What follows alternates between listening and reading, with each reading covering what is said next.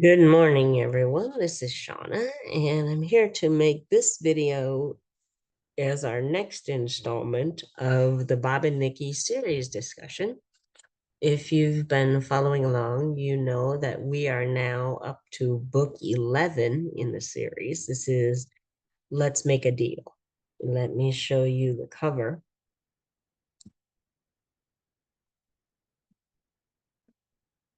Here's the cover of Let's Make a Deal for the individual book series. It's different on the uh, Audible publisher's pack, has a different cover, which I think makes more of an impact in terms of what is actually going on here. But um, a lot goes on in this book, and we get a lot of commentary on the relationships that humans have with bots as Bob gets deeper into the squirrel culture and deeper into negotiations. I'm going to bring up my notes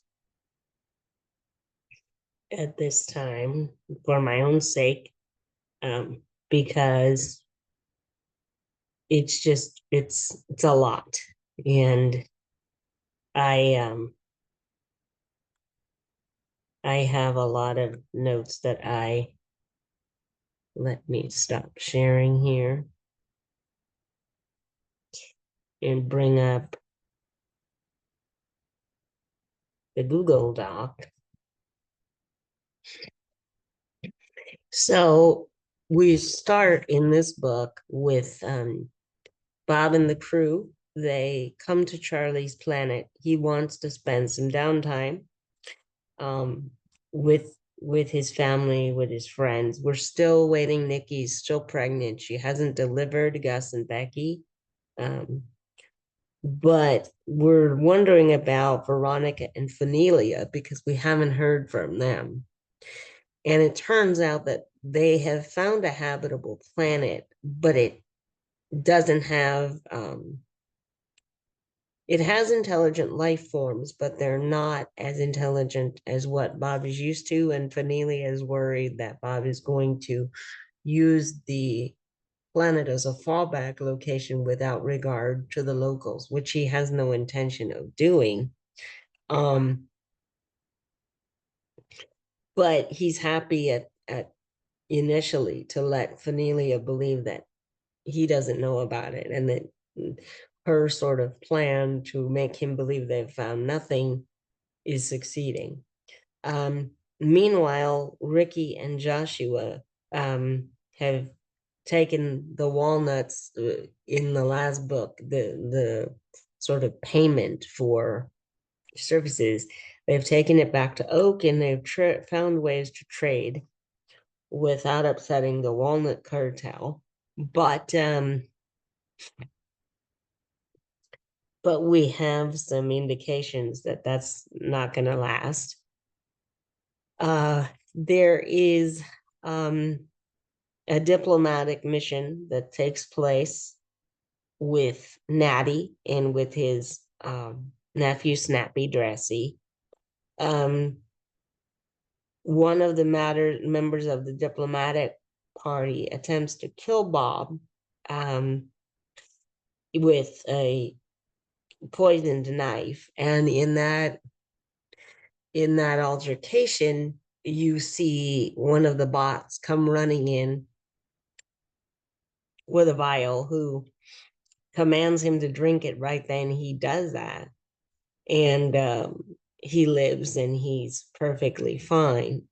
But you find out that John has secretly implanted Bob with a device that will set off an alarm if Bob is ever in physical threat of his life. So they negotiate a non-aggression pact, Bob and Natty. And then the next day, you have more squirrel ships. So kind of the same shit, different day going on, because you have another squadron of squirrels, which you've seen since book 10. And the aggressors brag at that time that they've killed the ambassador. They've killed Natty, who is the ambassador of the um, empire, the Oak Empire. He's the ambassador between the Oak Empire and Bob's Saucer Repair.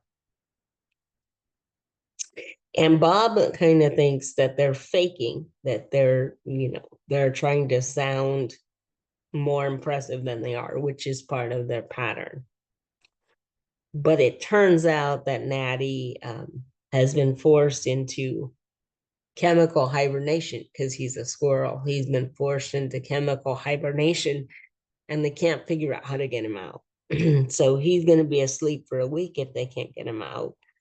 And the ceramic knives, Bob and his crew go on a mission to sort of learn to make them. So part of what sets this volume apart, besides all the diplomatic sort of political things that happen, is they talk a lot about the working together of various people, bots and humans, and you see bot failures in this book, you see human failure in this book, you see squirrel failure in this book. So, and it's all dealt with. I mean, it is, some of it is a bigger deal than others, but it's never a big deal just because it happened, kind of thing. And you also see that, you've been watching Bob for the last 10 books now, and you've seen him do some out of the box, unpredictable, quirky things. And you have there's a particular conversation where it comes out that Bob is on the spectrum, and he becomes rather the subject of um, a lot of teasing, which is obvious, but a lot of talking about him as if he's not in the room, kind of thing, and it becomes embarrassing for him. So you kind of have that nuance introduced, and then you have nuances with the bots. There's another incident that's going to come up later with the bots. Another turn that comes in this volume is that Bob's ship gets attacked again by more squirrels, and he and the Marines set up a response to the ambush. And in that response, Bob participates because he's the bait. They'll come after him because they want to kill him and stop the negotiation. Bob is the bait. A lot of the squirrels actually die because they get killed by the Marines, and 37 of Bob's bots are injured, not beyond repair. Another thing that happens in this book, we have talk of adoption and found family in this book. So Janet, who's been living with Bob and Nikki on the ship, she comes to be adopted by Bob and Nikki when they were taking care of her when she had come back from the planet of the nasty animals. Bob and Nikki have made the adoption official. So now, even though they have no children of their own yet, Nikki's pregnant, but we have Nikki's son, Jimis, who we don't know much about at this point, and then we have Janet that they've adopted. So they have one of each, and they have the twins that Nikki's carrying. Then you have more squirrel negotiations. Natty, their ambassador, gets taken hostage, and there's multiple mutinies on the squirrel ships that take place. there's all sorts of antics, and you find out that the Emperor of Oak is has been kept in the dark by a lot of his advisors, and they haven't told him about all of the things that happen. So there's a lot of prejudice against Bob and the company for being dumb monkeys, which is sort of the refrain, like you're the son of a dumb monkey kind of thing, which is sort of the most prejudicial thing you can say in a squirrel society. The emperor does come to the ship. They do negotiate some. He takes the cold reading course that Bob has available. And Bob also negotiates, if you remember from the last book, it had been disclosed that Lackey was a hacker. We knew that. But she had hacked into military records, and she had been serving a stint as punishment for that. Bob negotiates a pardon for her by sending her to the Oak Empire to be part of his escort. So that won't be a problem for her, hopefully, in the future. And it may serve the company later. We don't know that. There's also another side plot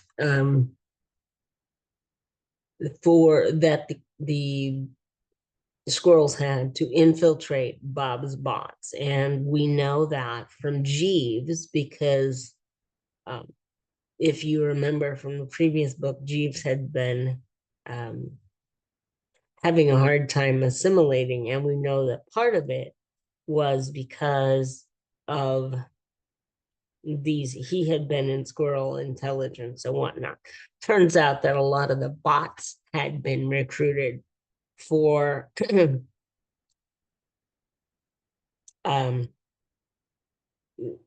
taking control by the bots and turning against Bob. And several of them, Sally, Scotty, and Topper, have been affected. So he gets the Emperor of Oak to give them all unlock codes. And then you have this other mission because Mingus and Rangelus, who are the planet finders, they have discovered sort of this new blip, and they don't know if it's a planet or what it is, but they want to see what it's all about. And it turns out that it's related to some memories that when the Emperor unlocks the bots on Bob's ship, that he has hidden memories of. So they find Topper's friend, who they were looking for. And there's a lot of classified information, and this oddball ship that they weren't able to make heads or tails of, that's not squirrel and it's not human. So now we have the possibility of yet another race that Bob will meet down the road. So we've got humans, we've got squirrels, we've got the Sasquatch that live on Charlie's planet, and we've got the bots. So we've got 4, and we're about to get a 5th one. But Bob does manage to avert war with the squirrels in this book. And I think I mentioned that one of the things that I enjoyed most about this book is how the bots learn and how they grow. And you see that with Topper's friend Sinclair, who comes on, and he has the usual problems of calling Bob sir and being in the Navy and not riding the transit and not being on the bridge because the Navy didn't do it like that. And Bob is reminding him, like, are we in the Navy? Is this not my outfit? Am I not your boss? Kind of thing. So it's a little bit harder for Sinclair to, yeah, we see more of his problems assimilating. And he doesn't really have a job yet. He has a lot of skills, but he's not really sure what Bob expects of him, and he's afraid of making a mistake. So there's that issue. And then Topper brings Sinclair into a situation where he tells him, there's a bot, and Bob forgave the bot for making a mistake because a human took control of her. So he's trying to, and that's a reference to Frank taking control of the bots, which there's another whole side plot of that going on because Frank's shenanigans get to a whole other level in this book. But you start to see how Bob treats them all as people, and he's treating them on a case by case basis. But now, as we're continuing, we have a lot of squirrel side plots. We have a side plots with another race. We have a side plot with Frank's shenanigans. And we also have, I should mention, instead of being minded by a bot now, Frank has been assigned to his minder. His minder is Wilma Flanagan, who is his daughter. So she's come back from Shady Oaks to because she was working, if you remember, at Shady Oaks there. She's come out of Shady Oaks to mind Frank and hopefully not fall for some of his tricks. So that's where we stand at the end of book 11. And those are some of my thoughts. And if you've been following the series, I hope you can start to appreciate some of the intricacies of Bob's interaction with bots and some of his subtle social commentary on AI and on the relationship that humans have with bots, and when humans can be better than bots and when bots might do better than humans. I really appreciate some of that. And we get quite a bit of that here. And as we go into book 12, we're going to see more with the squirrels, and we're going to enter in more with the crew. So if you're following along with the book series, tune in next week and we'll be ready for book 12. Take care until then, and I'll see you in my next video. Bye for now.